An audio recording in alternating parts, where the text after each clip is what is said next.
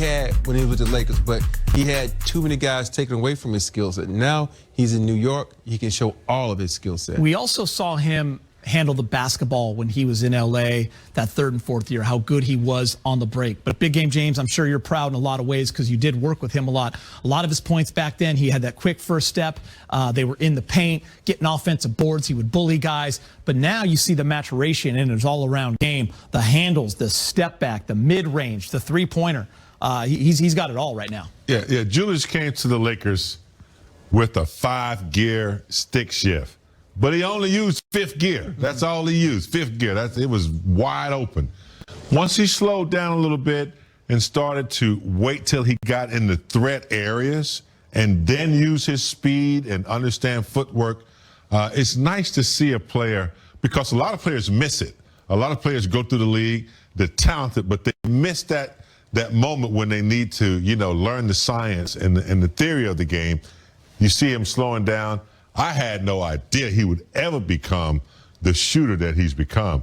That's going to open up so much more his game as he continues to develop. But I love his process. All-star. You know the guys in this league that go into the lab every offseason, and it is not an overnight thing. I think that's what's so hard for so many people to understand. This takes years.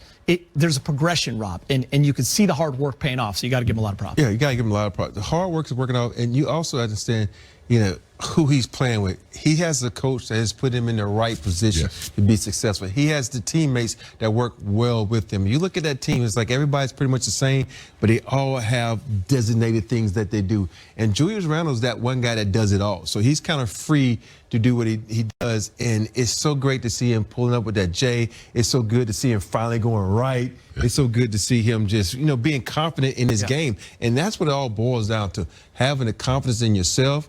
And once you have that, the coaches are going to have the confidence, and then it shows on the court. I'm also proud, Brez. I bought that beachfront property on Randall Island years ago. I kept it.